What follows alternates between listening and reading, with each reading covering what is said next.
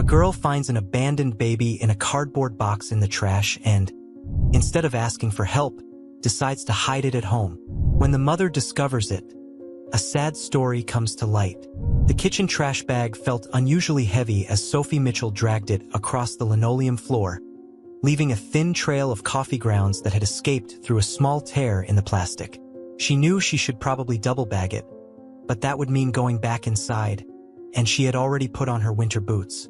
Besides, her mother would be waking up soon for her night shift at the hospital, and Sophie wanted to finish her chores before then. October in Boston had turned bitter early this year. The late afternoon sky hung low and gray, threatening the season's first snow. Sophie pulled her red knit hat lower over her ears as she stepped out the back door of their narrow townhouse, the rusty hinges protesting with a screech that echoed off the brick walls of the alley. Her boots crunched against the thin layer of frost coating the ground, each step sending tiny echoes bouncing between the buildings. Their trash bins sat at the end of the alley, past Mrs. Henderson's overgrown rose bushes and Mr. Patterson's perpetually leaking air conditioning unit. Sophie had made this trip hundreds of times before, but something felt different today. The shadows seemed longer, the air charged with an electricity she couldn't explain. Her mother's voice echoed in her head, "Always be aware of your surroundings, Sophie. The world isn't always a safe place." But she pushed the thought aside. She was halfway down the alley when she heard it, a sound so faint she almost convinced herself she had imagined it. A whimper, like a kitten's mewl, coming from behind the dented recycling bin. Sophie set down her trash bag and took a tentative step toward the sound, her heart beating in rhythm with the soft patter of beginning snowfall. "Here, kitty," she whispered, though something in her chest told her this wasn't a cat. The sound came again, stronger this time, unmistakably human. Behind the recycling bin sat a large cardboard box, the kind her mother's Amazon packages came in, but this one was worn and soggy from the previous night's rain. The flaps were folded shut, but not completely closed. Sophie's hands trembled as she reached for them, her heart pounding so hard she could feel it in her throat. Her mother's warnings about stranger danger and suspicious situations flashed through her mind, but something stronger, something that felt like destiny, pulled her forward. The baby inside was tiny, smaller than any baby she had ever seen, wrapped in what looked like a pale pink pillowcase. Its face was scrunched and red, little fists balled up against its chest. As Sophie stared, paralyzed, the baby's eyes opened dark blue, almost purple, and locked onto hers. "Oh," Sophie breathed, and the sound seemed to startle the infant, who began to cry in earnest now, a thin wail that cut through the cold air like a knife. The cry sent Sophie tumbling back into a memory. Tommy at 3 in the morning, his small body burning with fever, reaching for her from his hospital bed. So, he'd called her, his special nickname for her, even when the pain medications made him confused about everything else. Sophie glanced frantically up and down the alley. She should run inside and get her mother. She should call 911. She should do any number of things that responsible people do in emergencies. But all she could think about was how cold it was, and how the baby's cry sounded exactly like Tommy's had 2 years ago, in those final days at the hospital when nothing she did could make things better. Without letting herself think about it too much, Sophie shrugged off her puffy winter coat and reached into the box. The baby was surprisingly light, its head fitting perfectly in the crook of her elbow, just like the dolls she used to practice with when Tommy was first born.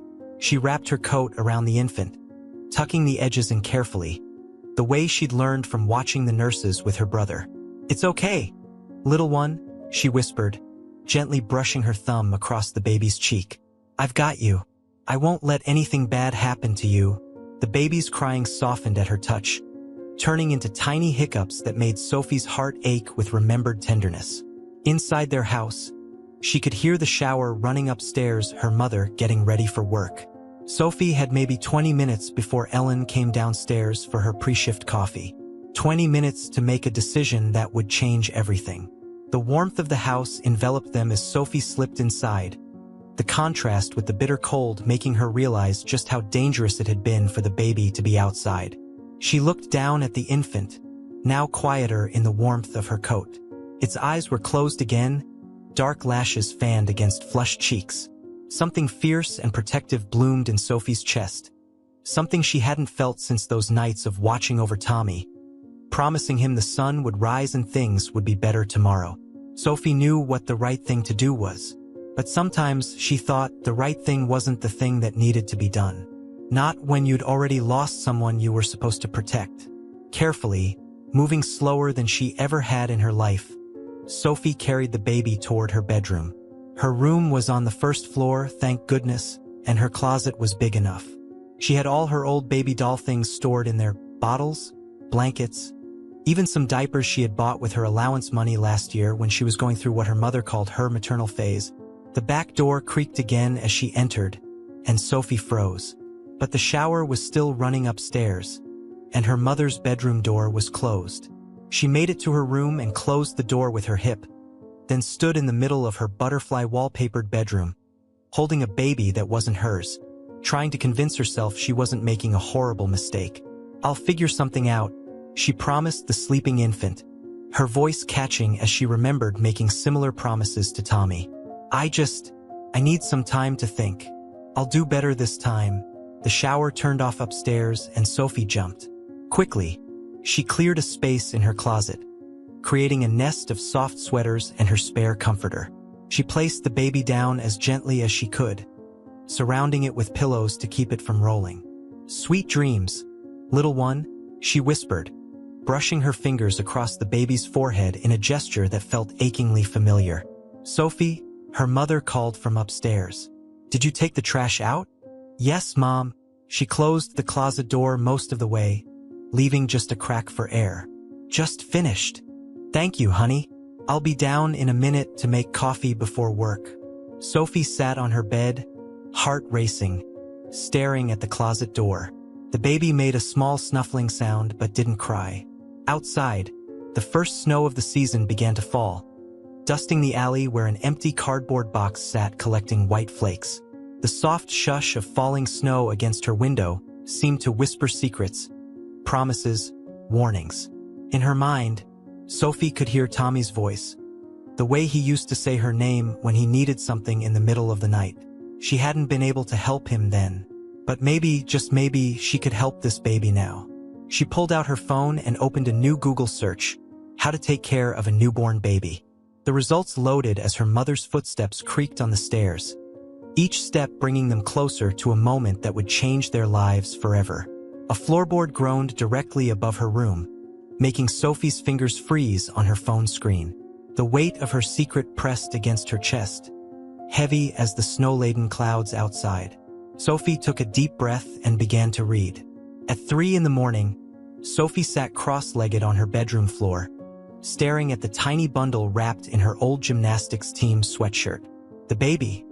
She'd started thinking of her as Lucy, after reading The Lion, the Witch, and the Wardrobe last year, and thinking how both she and Lucy Pevensey had found something magical in a closet, was finally sleeping after what felt like hours of fussy crying.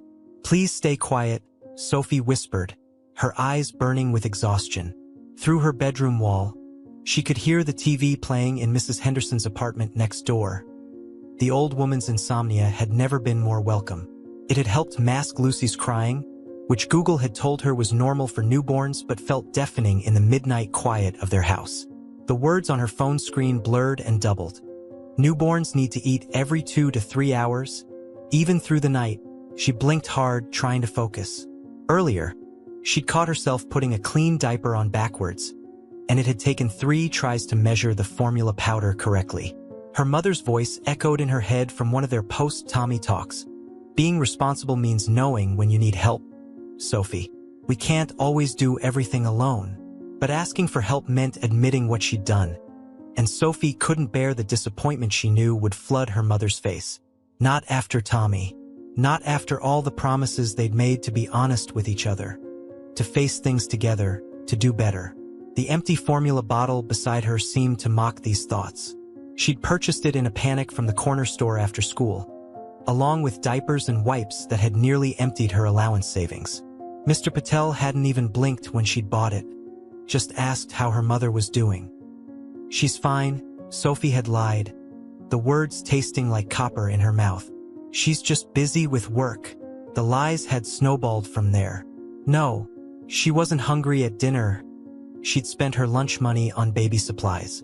Yes, she was just tired from studying, not from being up all night with a crying infant. Of course, she was keeping her door closed. She was working on a surprise art project, not hiding a baby in her closet. Each lie felt like a stone in her stomach, weighing her down. But every time she looked at Lucy's face, so trusting and vulnerable, she remembered finding Tommy in his room that last night, when his fever had spiked so high he didn't recognize her. She remembered how helpless she'd felt then, watching the paramedics take him away. She wouldn't be helpless this time. Lucy's sudden cry pierced through Sophie's exhaustion-fogged brain. The sound seemed to bounce off the walls, impossibly loud in the pre-dawn quiet. Sophie stumbled to her feet, her legs tingling from sitting too long, and nearly tripped over her school bag. "Please, please, please," she begged, lifting Lucy with trembling arms. The room swayed slightly, and Sophie had to lean against the wall to steady herself. She'd read somewhere that people could hallucinate from lack of sleep. Was that happening now? The butterfly wallpaper seemed to be moving, the patterns shifting and swirling. "I can't do this," she whispered, tears rolling down her cheeks as Lucy continued to wail. "I'm sorry. I'm so sorry." For a moment, just a moment, she understood why someone might leave a baby in an alley. Then she hated herself for even thinking it. Through sheer force of will, Sophie began the familiar dance of bouncing and swaying that had worked before. "Remember what Mom always says," she murmured to herself. "One problem at a time. Just solve one problem at a time." It had been their mantra during Tommy's illness, when the future had seemed too overwhelming to contemplate. Gradually, Lucy's cries softened to hiccups. Sophie checked her phone again. 3:17 a.m. Her mother would be home from her shift in less than an hour. Before Tommy got sick, Sophie used to wait up for Ellen to come home, loving how her mother would sweep in smelling of hand sanitizer and coffee, always with a smile and a story about helping someone. Now, Ellen came home quiet and drawn, carrying the weight of other people's pain along with her own. She leaned back against her bed, letting her head rest on the mattress. The ceiling fan spun lazily above her, creating shadows that danced across the walls. In the quiet, she could almost pretend this was 2 years ago, when she used to sneak into Tommy's room to check on him during his good nights, before the hospital became their second home. A car door slammed somewhere outside, and Lucy stirred. Sophie quickly reached for her, hands gentle but sure as she lifted the baby to her chest. "Shoo," she soothed, patting Lucy's back the way she'd seen her mother do with the neighbor's kids. "It's okay. Everything's okay." But it wasn't okay, and Sophie knew it. The websites had been clear. Newborns needed doctors, needed tests and shots and proper care.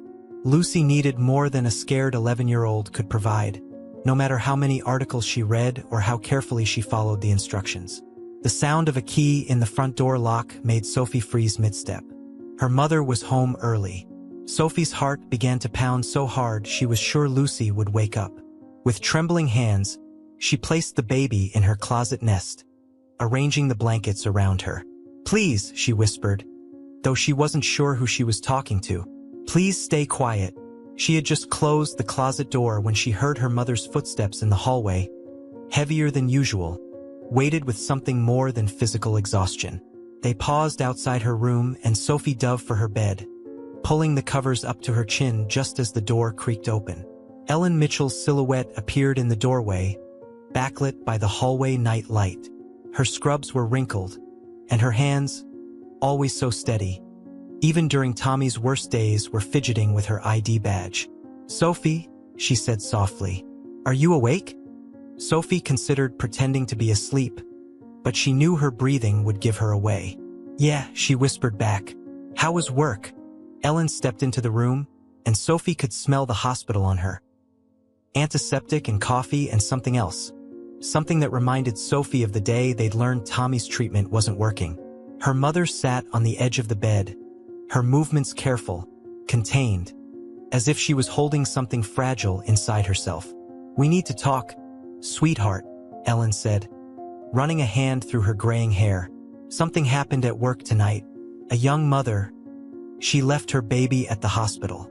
Just walked away. Her voice caught slightly. It reminded me of how many people are carrying pain we can't see. How sometimes good people make desperate choices. Sophie sat up slowly, her heart in her throat. In the closet, Lucy made a tiny sound, so soft it could have been the house settling. But Ellen's head turned toward the sound, her nurse's instincts as sharp as ever. Her whole body tensed, like a string pulled taut. "Sophie," she said, her voice different now. "What was that?" The world seemed to slow down as Ellen took another step into the room. Sophie opened her mouth, but no words came out. In the closet, Lucy began to cry. The sound filled the room like smoke, impossible to ignore or explain away. Sophie watched as her mother's face changed, confusion giving way to understanding, then to something complex and painful. Her hands, which had been fidgeting, suddenly went still. Ellen crossed the room in 3 quick steps and opened the closet door. The cry grew louder, more insistent. Sophie couldn't move, couldn't speak, couldn't breathe. "Oh my God," Ellen whispered, staring at the baby in the nest of blankets. Her hands were shaking now as she turned to Sophie, her face a battlefield of emotions. Shock, fear, anger, and underneath it all, a deep, aching sadness that Sophie recognized from the mirrors in their house after Tommy died. "Sophie Mitchell," Ellen said, her voice cracking on the name. "What have you done?" And just like that, Sophie's carefully constructed world of secrets began to crumble around her, like snow melting in the morning sun. But somewhere in the wreckage, in her mother's trembling hands and broken voice, she thought she caught a glimpse of something else, something that looked almost like understanding. Ellen Mitchell stood frozen by the open closet door, her silhouette sharp against the darkness beyond. For what felt like an eternity, the only sound in the room was Lucy's crying, which had settled into a steady, insistent rhythm that seemed to echo off the walls of Sophie's small bedroom. The sound filled every corner of the space, making the room feel both impossibly large and suffocatingly small at the same time. Sophie remained perched on her bed, her fingers clutching her comforter so tightly her knuckles had gone white. She watched her mother's face, trying to read the emotions that flickered across it like shadows from the streetlight outside. Shock, anger, disbelief, and something else, something deeper that Sophie couldn't quite name. The digital clock on Sophie's nightstand clicked over to 4:13 a.m., its red numbers casting a faint crimson glow across the room. The sound of Mrs. Henderson's television next door had finally fallen silent, leaving them in a pocket of quiet broken only by Lucy's cries and the soft whoosh of the heating system cycling on. Finally, Ellen moved. With the practiced efficiency of a veteran nurse, she reached into the makeshift nest of blankets and lifted Lucy. The moment the baby settled into her arms, something flickered across Ellen's face, a ghost of the tenderness Sophie remembered from before Tommy's illness, when her mother's hands had healed scraped knees and checked foreheads for fever with equal measures of love and skill. It was an expression Sophie hadn't seen in so long that it made her throat tight with sudden tears. "Sure, little one," Ellen murmured, her voice professional yet gentle. "Let's have a look at you." Her fingers moved with practiced precision, checking temperature, noting breathing patterns, examining the baby's color and responsiveness with the kind of automatic competence that came from years of working in pediatrics. Lucy's cries softened under her touch, as if recognizing the familiar rhythm of medical care. Sophie watched as her mother's trained eyes scanned the baby, noting every detail of Sophie's amateur caretaking, the homemade diaper change, evident in the slightly crooked tape and uneven folds, the formula stains on the borrowed clothes that Sophie had tried to clean with baby wipes, the careful, if clumsy, way Sophie had tried to keep Lucy's head supported with rolled-up blankets. Each observation seemed to add another layer of tension to Ellen's already rigid posture. But there was something else there too, a slight tremor in her hands that Sophie hadn't seen since Tommy's final days. The tremor took Sophie back to that last week in the hospital, when her mother's hands had shaken as she'd straightened Tommy's blankets, adjusted his 4 lines, checked his vitals with movements that had become more desperate with each passing hour.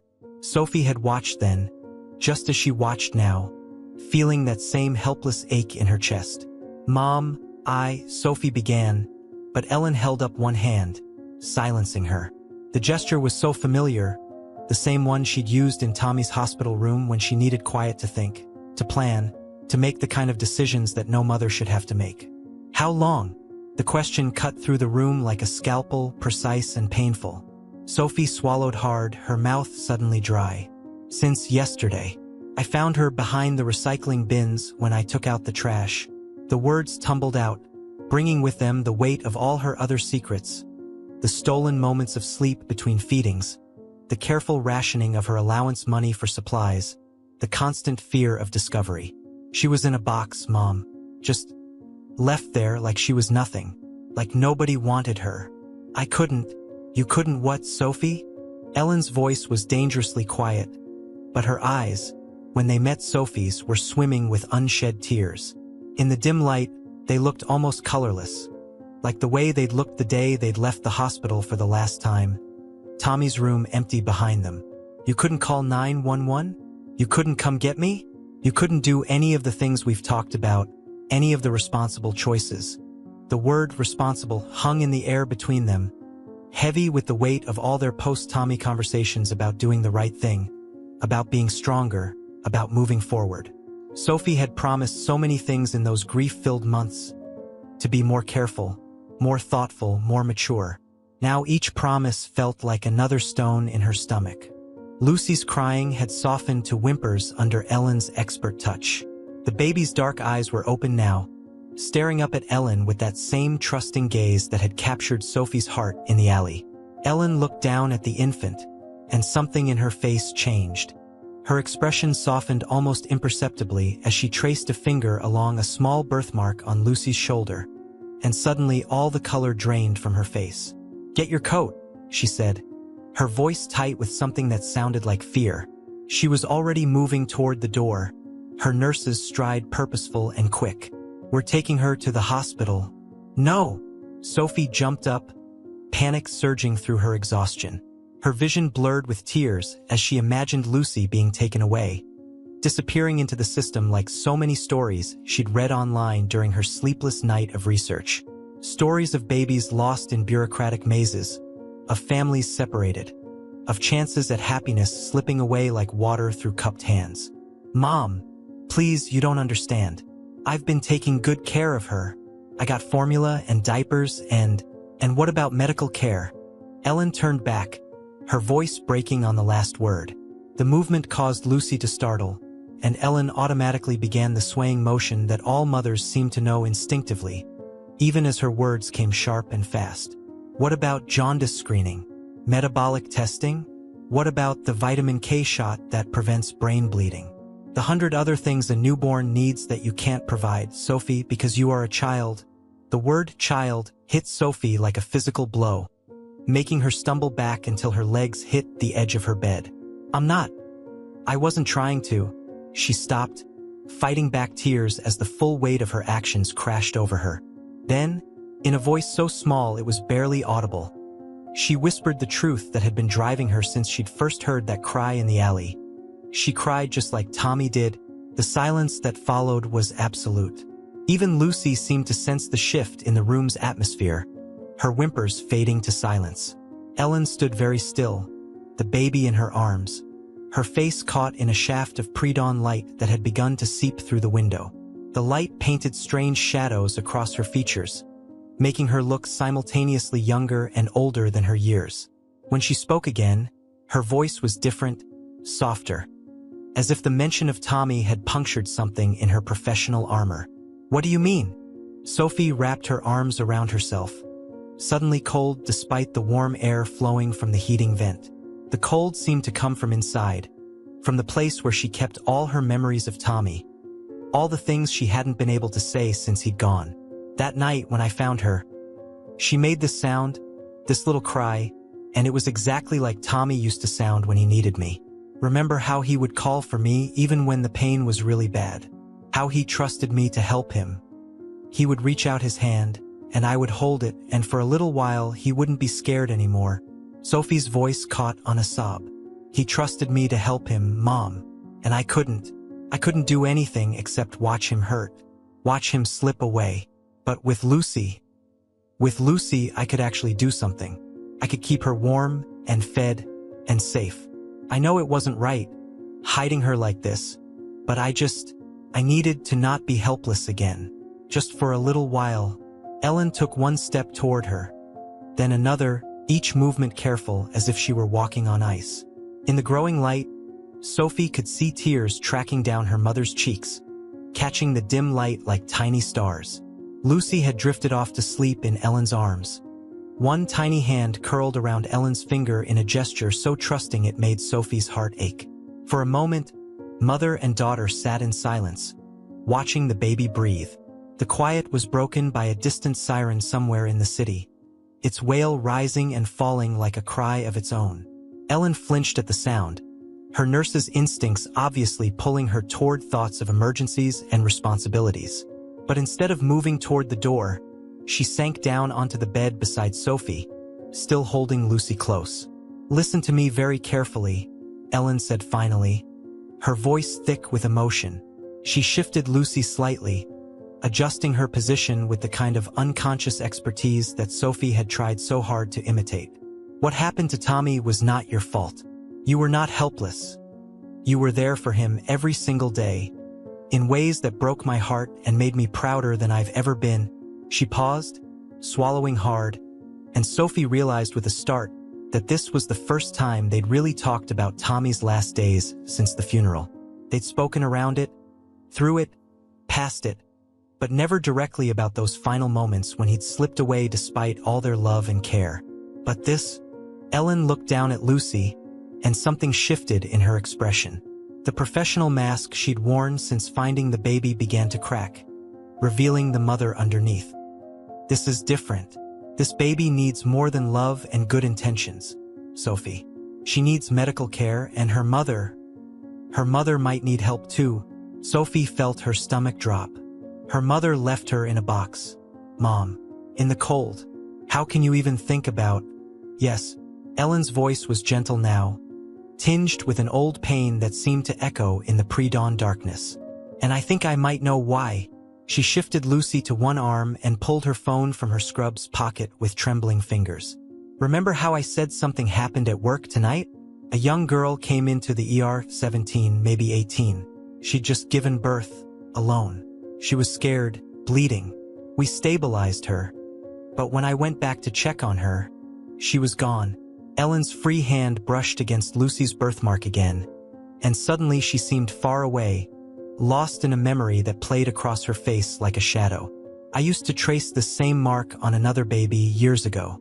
Her mother, Katie, was my best friend in nursing school. We were so young then, so sure we were going to change the world." Her voice took on a distant quality, as if she were speaking from somewhere deep in the past. "We'd study together in her tiny apartment, taking turns holding baby Megan while we quizzed each other on medication dosages. Katie would always say," Ellen's voice caught. "She'd say that birthmark was shaped like a heart if you looked at it right. She had such a way of finding beauty in small things. The memory seemed to physically pain her." And Sophie watched as her mother's professional composure cracked further. "We had so many plans, Katie and I. We were going to open our own pediatric clinic someday, somewhere we could really help people. But then the prescription pills started. Just for her back pain at first," she said. "Just to get through the long shifts." Ellen's voice broke, and she had to take a moment to compose herself. Lucy stirred in her arms, making a small sound that brought them both back to the present. "Katie died of an overdose 5 years ago, and I lost touch with the family. I should have stayed in contact, should have checked on Megan, should have—" She trailed off, shaking her head. "When I saw Megan in the ER tonight, it was like seeing Katie's ghost. And now this baby, Lucy, you called her?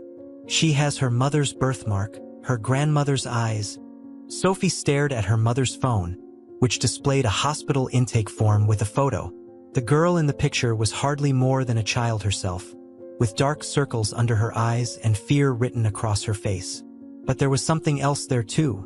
Something in the set of her jaw that reminded Sophie of the determination she sometimes caught in her own reflection. "This is Megan?" Ellen nodded, blinking back tears as she looked between the phone and the sleeping baby in her arms.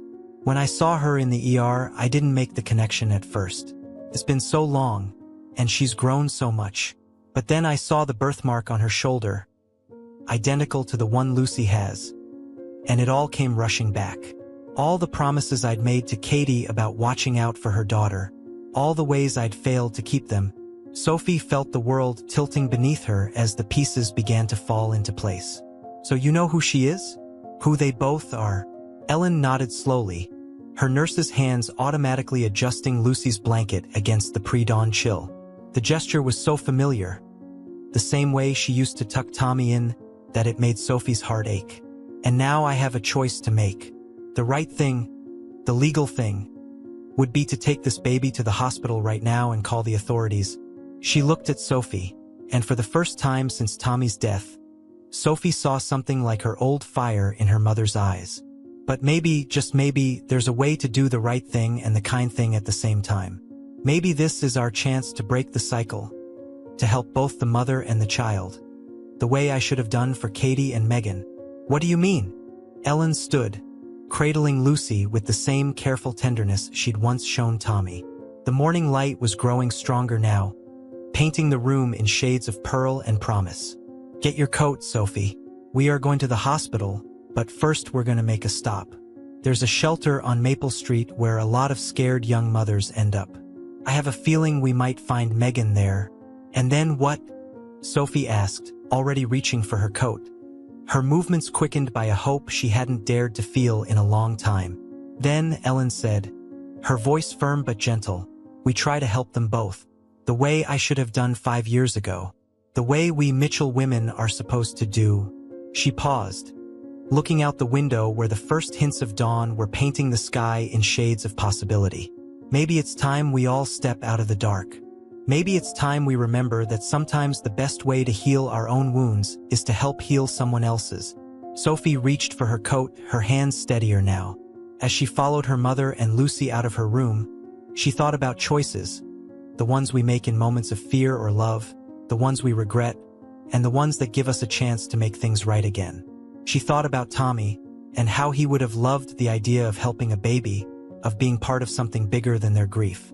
The night outside was still dark, but somewhere to the east, the sky was beginning to lighten, promising a new day and, perhaps, a chance at healing for all of them. As they stepped out into the pre-dawn air, Sophie noticed that the snow had stopped falling, leaving the world covered in a fresh blanket of white, clean, untouched, full of possibility. The streetlights were just beginning to flicker out as Ellen's Honda Civic wound through Boston's empty streets. Sophie sat in the back seat next to Lucy, who was secured in Tommy's old car seat, something Ellen had silently retrieved from the basement before they left. The plastic still smelled faintly of baby powder and that particular scent that had been uniquely Tommy's. "She's sleeping," Sophie whispered, her hand resting gently on Lucy's chest, feeling each tiny rise and fall. The baby's breath came in small puffs of warmth against the cold car interior. Ellen had cranked up the heat, but the winter chill still clung to the edges of the windows, creating delicate patterns of frost that caught the pre-dawn light. Ellen's eyes met Sophie's in the rearview mirror. "You've been doing this all night, haven't you?" Watching her breathe, there was something in her mother's voice, not quite approval, but understanding. Sophie nodded, remembering the long hours of vigilance. "I was afraid to sleep, afraid she'd need something and I wouldn't hear her." She paused, then added quietly, like with Tommy, at the end. Ellen's hands tightened on the steering wheel, her knuckles white against the black leather. "Sophie, we need to talk about that. About Tommy, and grief, and how it makes us do things we might not otherwise do." "Mom, Let me finish, please." Ellen's voice was gentle but firm as she turned onto Maple Street. The shelter, a converted Victorian mansion with peeling paint and warmly lit windows, rose before them like a ghost in the gathering dawn. What happened with Tommy? It changed us both. Changed how we see the world, how we react to things. And sometimes that change makes us want to fix everything we see broken, to save everyone we can. She pulled into the shelter's small parking lot, killing the engine but making no move to get out. "But we can't save everyone, Sophie. And sometimes, trying to do it alone just makes things worse. Is that what happened with Megan's mom? Sophie asked, watching a light flick on in one of the shelter's upper windows. With Katie, Ellen was quiet for so long that Sophie thought she might not answer. When she finally spoke, her voice was thick with memory. She was like sunshine, always laughing, always seeing the best in people. Even when things were hard, and they were often hard, being a single mother in nursing school. She kept that light inside her. She took a shaky breath. But sometimes the brightest lights cast the darkest shadows. I saw her struggling with the pain medication, saw how it was changing her, but I thought I could handle it alone. Thought I could save her myself. What happened? Life happened. Work happened. Tommy got sick, and I got distracted, and Katie slipped away, one prescription at a time. Ellen turned in her seat to face Sophie and Lucy. In the growing light, her face looked both younger and older than Sophie had ever seen it. I've carried that guilt for years. But maybe that's not what Katie would have wanted. Maybe she would have wanted me to help her daughter instead of drowning in regret. Lucy stirred in her car seat, making a small sound that brought them both back to the present. Ellen reached back and touched the baby's cheek with infinite tenderness. You know we have to tell the authorities eventually, right? About finding her. Sophie felt tears prick at her eyes. I know, but can we try to help Megan first? Please. Before Ellen could answer, movement at the shelter's entrance caught their attention. A young girl in an oversized hoodie was slipping out the front door, her posture hunched against more than just the cold. Even from a distance, Sophie could see she was crying. That's her, Ellen breathed, already opening her car door. Stay here with Lucy. Sophie watched as her mother approached Megan with the same careful movements she used with frightened children at the hospital. Megan froze like a startled deer, one hand clutching the shelter's railing, the other pressed against her abdomen, a reflexive gesture that made Sophie's heart ache. The conversation that followed was too distant for Sophie to hear clearly, but she could read it in their body language, Ellen's open palms, Megan's rigid shoulders gradually softening.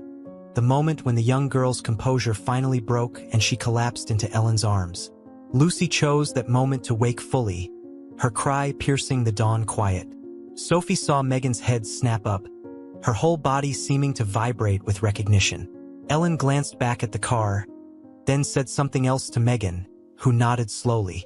Together, they walked toward the car, their feet crunching on fresh snow. Sophie's heart was pounding so hard she could barely breathe. This was the moment when everything could go wrong, or incredibly right. Ellen opened the car's back door, letting in a rush of cold air that made Lucy cry harder. Megan stood frozen, staring at the baby with an expression that Sophie would remember for the rest of her life. Terror and longing and love all mixed together, like watercolors bleeding into each other. Can I? Megan's voice cracked. She cleared her throat and tried again. Can I hold her? Sophie looked to her mother, who nodded almost imperceptibly.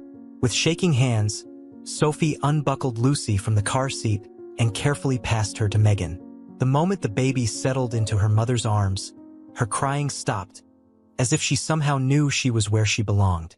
I'm sorry, Megan whispered, pressing her face against Lucy's head. I'm so sorry, baby girl. I was scared. I was so scared. She looked up at Ellen, her eyes swimming with tears. I didn't know what to do. The baby's father. He wouldn't. She stopped, swallowing hard. I thought if I left her somewhere safe, someone would find her. Someone better than me. Someone did find her, Ellen said softly, placing a hand on Megan's shoulder.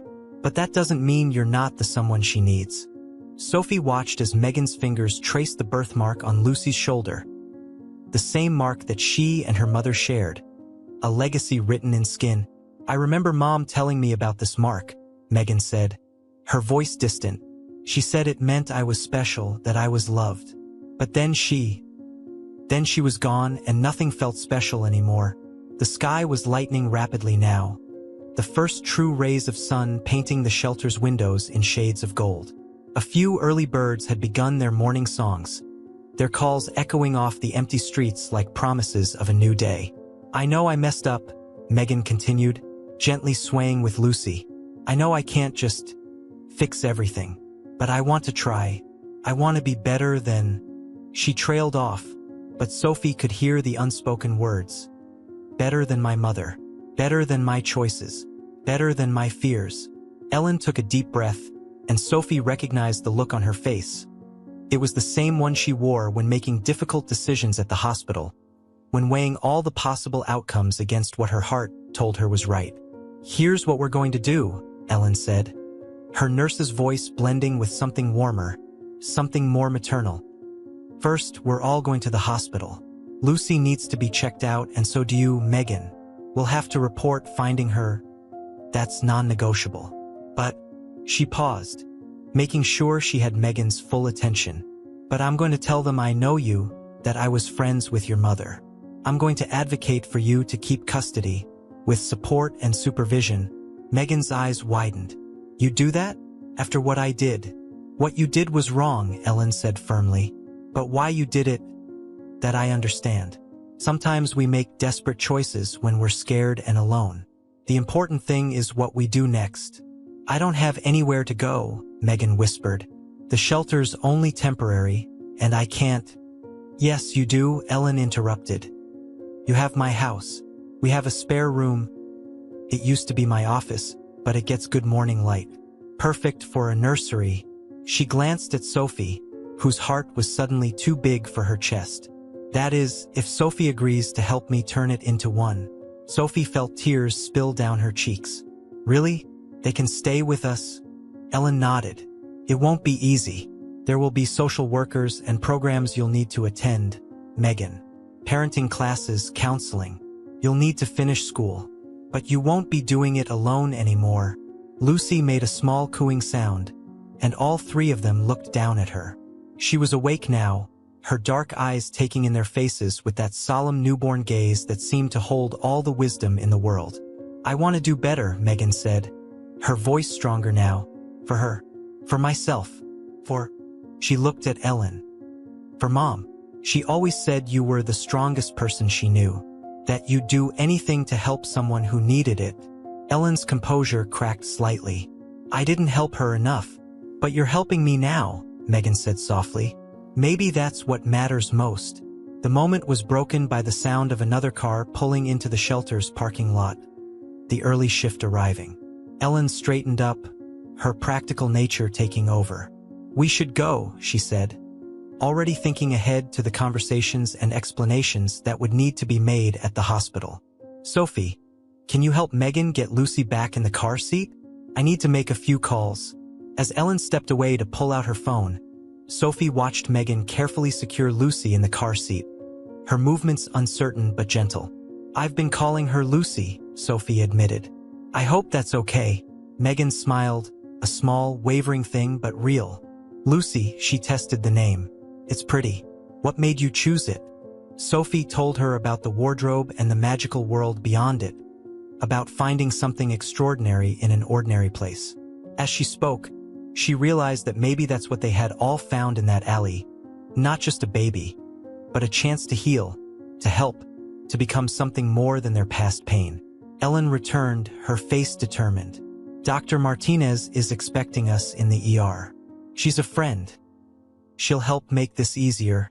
She looked at all of them, Megan, Lucy, Sophie, and for the first time in years, Sophie saw her mother's smile reach her eyes. Ready? They were all quiet as Ellen started the car and pulled out of the parking lot. The sun was fully up now, turning the fresh snow into a blanket of diamonds. Sophie caught Megan's eye and saw her own hope reflected there, hope for Lucy, for themselves, for the family they might become. As they drove toward the hospital, Sophie thought about boxes. The ones we hide things in, the ones we try to fit ourselves into, the ones we sometimes need help climbing out of. She thought about Tommy, and how he would have loved being a sort of uncle to Lucy. Most of all, she thought about how sometimes the biggest acts of love start with the smallest choices, like a girl finding a baby in an alley, or a mother opening her heart to heal not just her own grief, but someone else's too. The morning traffic was beginning to pick up around them, the city coming alive with another day's possibilities. Lucy had drifted back to sleep, one tiny hand clutching Megan's finger through the straps of the car seat. In the rearview mirror, Sophie could see her mother's eyes, clear and focused on the road ahead, no longer haunted by the shadows of the past. They had a long day ahead of them, questions to answer, forms to fill out, explanations to give. But for now, in this moment between night and day, between what was and what could be, they were just four souls brought together by chance and choice, driving towards something that felt a lot like hope.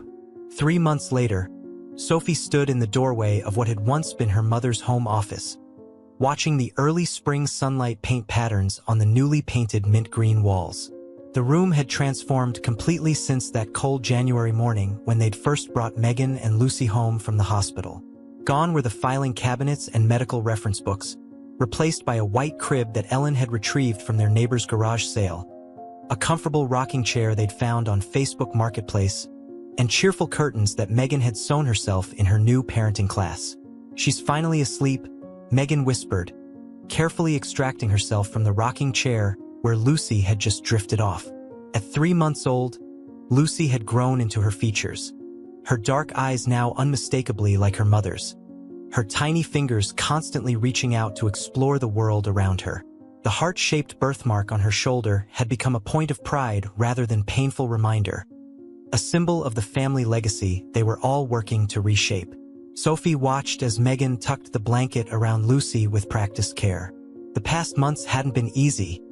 There had been social worker visits, mandatory counseling sessions, late-night feedings, and moments of doubt that had brought them all to tears. But there had also been laughter, small victories, and a growing sense of belonging that made their house feel like a home again. "You're getting really good at that," Sophie observed, noting how Megan had remembered to place Lucy's favorite stuffed rabbit, a gift from Mrs. Henderson, within reach but not too close to her face, just as the parenting book suggested. Megan smiled, the expression more natural now than it had been in those first uncertain weeks. "I had good teachers," she said, glancing at Sophie, "though I still can't believe you managed to take care of her alone for those 3 days. I can barely handle it with all the help I have now." Sophie felt her cheeks warm at the memory. "I was desperate," she admitted, "and scared, and probably a little crazy from grief. Like Mom says." She paused, running her hand along the crib's smooth railing. "But I think maybe we all needed a little crazy back then. Something to shake us out of where we were stuck." From downstairs came the sound of the front door opening, followed by Ellen's voice calling up, "Girls, I'm home, and I brought the paperwork." Sophie and Megan exchanged excited glances before hurrying downstairs, careful to avoid the squeaky step that could wake Lucy. They found Ellen in the kitchen, still in her scrubs, spreading official-looking documents across the counter, while a pot of her famous hot chocolate, a recipe that had become their family ritual for both celebrations and difficult conversations, simmered on the stove. "Well?" Megan asked, her voice trembling slightly. "Did they approve it?" Ellen's face broke into a smile that erased years of worry lines. "They did. The permanent guardianship arrangement has been approved. You and Lucy can stay here as long as you need, with me as your legal guardian until you turn 18. She pulled Megan into a tight hug. "You're stuck with us now, kiddo." Sophie watched as Megan melted into her mother's embrace, remembering how stiff and uncertain such touches had been in the beginning. Now they moved around each other with the easy familiarity of family, their rough edges smoothed by shared experiences and mutual understanding. "There's something else," Ellen said, pulling back to look at both girls. "I've been thinking about Tommy's college fund." She swallowed hard, and Sophie felt her heart skip a beat. They rarely spoke about the money they'd saved for Tommy's future, the dreams that had died with him. "I want to split it between you both. For your education." "Mom," Sophie started, but Ellen held up a hand. "Let me finish. Sophie, you've shown such maturity and compassion these past months. And Megan, your dedication to your GED classes while taking care of Lucy. I'm so proud of both of you. This money was meant to build a future, and that's exactly what it's going to do." Megan shook her head, tears spilling onto her cheeks. "I can't accept that. It's too much." "It's not enough," Ellen corrected gently. "But it's a start. You both deserve the chance to become whatever you want to be. She turned to stir the hot chocolate, her back straight and sure in a way Sophie hadn't seen since before Tommy's illness. Besides, Katie would have done the same for Sophie if our situations were reversed. The mention of Katie no longer brought the same sharp pain it once had. Instead, it felt like acknowledging another member of their unusual family, another thread in the tapestry they were weaving together. Speaking of education, Sophie said, trying to lighten the moment, I got an A on my essay about found family. She didn't mention that her teacher had cried while reading it, or that it had led to a class discussion about grief and healing that had left everyone a little more understanding of each other. Of course you did, Megan laughed, wiping her eyes. You lived it. We all did. Above them, Lucy's cry echoed through the baby monitor, not distressed, just announcing that her nap was over and she expected company. Before anyone could move, Mrs. Henderson's voice came through as well, singing a soft lullaby. Their elderly neighbor had become an honorary grandmother figure, often slipping over to give Megan breaks or share stories about raising her own children decades ago. I'll go, Sophie offered, already heading for the stairs. I want to show Lucy the daffodils that bloomed in the backyard today. As she climbed the stairs, she heard her mother and Megan's voices blend together in the kitchen below, discussing plans for Lucy's upcoming baptism. The sound wrapped around her like a warm blanket, so different from the hollow silence that had filled their house after Tommy died. In the nursery, Mrs. Henderson was already lifting Lucy from her crib, her weathered hands gentle and sure. Perfect timing, she said, passing the baby to Sophie. I think someone's ready for an adventure.